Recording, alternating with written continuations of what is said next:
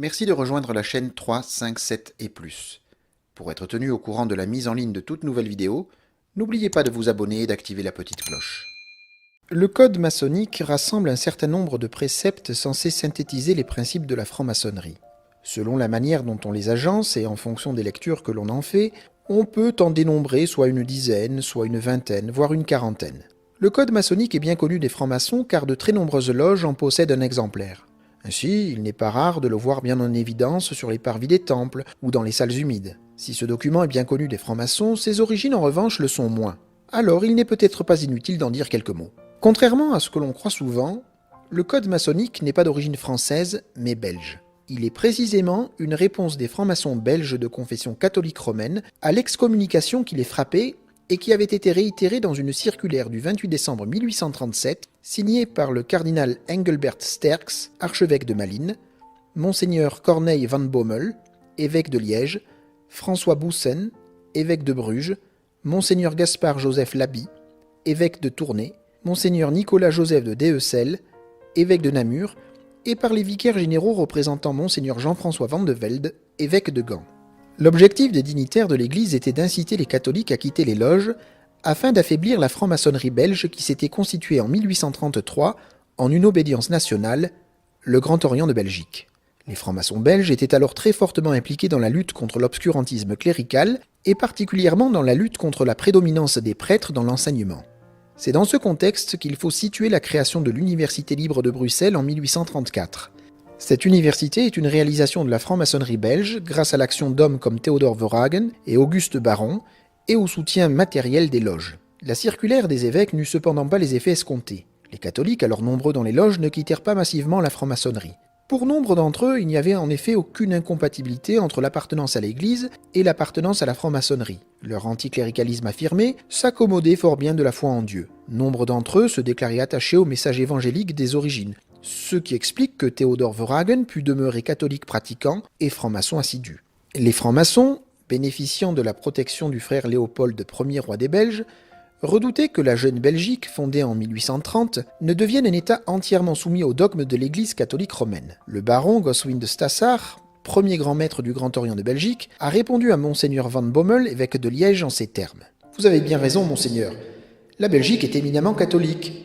Mais elle repousse toute exagération, toute violence, et jamais elle ne souffrirait qu'on fît de la religion un instrument de domination temporelle. » C'est donc dans ce contexte, et pour contrer l'attitude offensive de l'Église, que le Grand Orient de Belgique, ou certains de ses dignitaires, décidèrent de rendre public un code maçonnique afin précisément de lutter contre les accusations d'hérésie, de satanisme et de complotisme.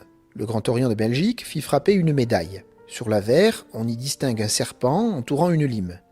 Cette image est très certainement inspirée de la fable de Jean de La Fontaine, Le serpent et la lime, qu'il a tenait lui-même du fabuliste grec Ésope. Le serpent affamé symbolise ici le cléricalisme. Il se casse les dents en voulant mordre la lime. La lime, elle, symbolise l'ordre maçonnique, bien sûr. Au revers, on trouve les fameux préceptes. Parallèlement à cette médaille, le code maçonnique fit l'objet d'éditions sur support papier. Comme vous le verrez, les préceptes du code maçonnique portent les marques de leur temps. On y perçoit la religiosité romantique des maçons de l'époque, ainsi qu'une conception morale telle que la concevait la bourgeoisie libérale de la première moitié du XIXe siècle, avec d'une part la conciliation entre l'attachement à la croyance en un être suprême et la nécessité du libre examen ou de la liberté de conscience, et d'autre part l'affirmation des sentiments fraternels non seulement envers les maçons, mais aussi tous les hommes. La vie familiale y est aussi exaltée, bien qu'elle s'appuie sur un modèle patriarcal, disons bien dans le ton du Code Napoléon de 1804. C'est la raison pour laquelle certains de ces préceptes ne correspondent plus nécessairement à la manière dont les maçons du XXIe siècle conçoivent la franc-maçonnerie. D'ailleurs, les préceptes maçonniques ont fait l'objet maintes fois de réécriture au XIXe et au XXe siècle. Ce qui n'empêche pas les maçons actuels d'éprouver un certain attachement à ce code maçonnique originel, peut-être parce qu'ils y perçoivent cet esprit des Lumières qui a contribué à l'avènement des sociétés modernes et des grandes libertés publiques.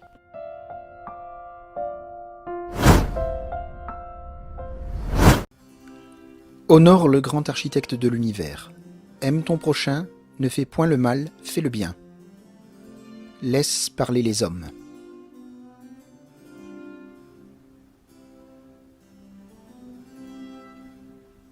Le vrai culte du grand architecte consiste dans les bonnes mœurs. Fais donc le bien pour l'amour du bien lui-même. Tiens toujours ton âme dans un état pur pour paraître dignement devant le grand architecte de l'univers qui est Dieu. Estime les bons, plains les faibles, fuis les méchants, mais ne hais personne. Parle sobrement avec les grands, prudemment avec tes égaux, sincèrement avec tes amis, doucement avec les petits, tendrement avec les pauvres. Ne flatte point ton frère, c'est une trahison. Si ton frère te flatte, crains qu'il ne te corrompe. Écoute toujours la voix de ta conscience. Sois le père des pauvres. Chaque soupir que ta dureté leur arrachera augmentera le nombre de malédictions qui tomberont sur ta tête. Respecte l'étranger voyageur, aide-le, sa personne est sacrée pour toi. Évite les querelles, préviens les insultes, mets toujours la raison de ton côté. Respecte les femmes, n'abuse jamais de leur faiblesse et meurs plutôt que de les déshonorer.